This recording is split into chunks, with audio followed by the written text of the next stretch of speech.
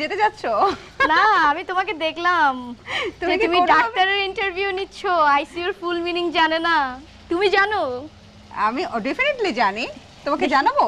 হ্যাঁ অবশ্যই, দর্শককেও জানাও। একটু পরে জানি। আচ্ছা হাই বলছি ইন্টেনসিভ কেয়ার ইউনিট। তোমার যদি কখনো যেতে হয় অবশ্যই আমি নিয়ে যাব, সেখানে তোমাকে নিবিড় পর্যবেক্ষণে রাখা হবে। তুমি ভিডিওটা করে কিছু শিখেছো। ননদিনী তাহলে ইন্টেলিজেন্ট আছে। এই চিকেনগুলো তুমি এখন এখানে ঢেলে দিবে।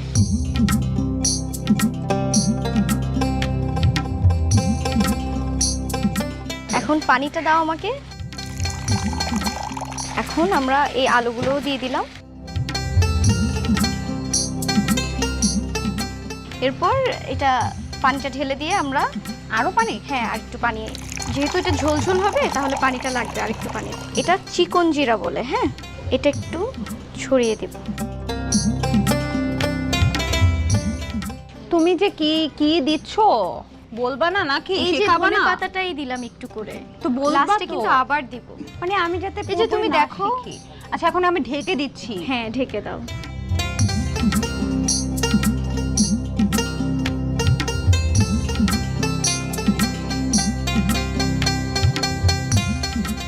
ভাবি গো ভাবি, রান্না হইছে নি, আমারে কি বাইরা দিবা একটুখানি মুরগি, আমারে কি বাইরা দিবা একটুখানি মুরগি। এই যে আমাদের মুরগিটা দেখো এখন সুন্দর সিদ্ধ হয়ে গেল।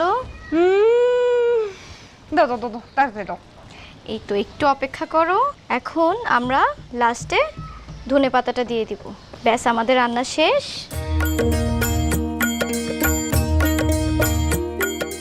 তৈরি হয়ে গেল আমাদের দেশি কুড়োর ঝোল।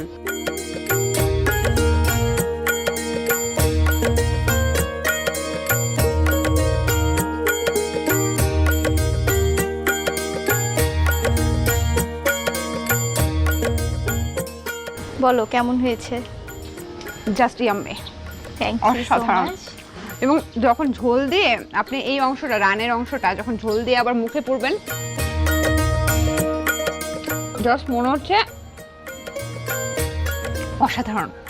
এর কোনো সংজ্ঞা নেই, এর কোনো ভাষা নেই, এর কোনো স্বাদের ডেফিনেশন আমি দিতে পারবো না। Thank you so much. তুমি পছন্দ করেছো, এতটুকুই আমার সার্থকতা। অনেক অনেক অনেক পছন্দ করেছে।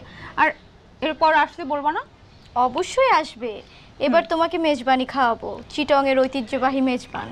যেই কুড়ার ঝোল খাওয়াইছো ভাবি, কালই চলে আসবো।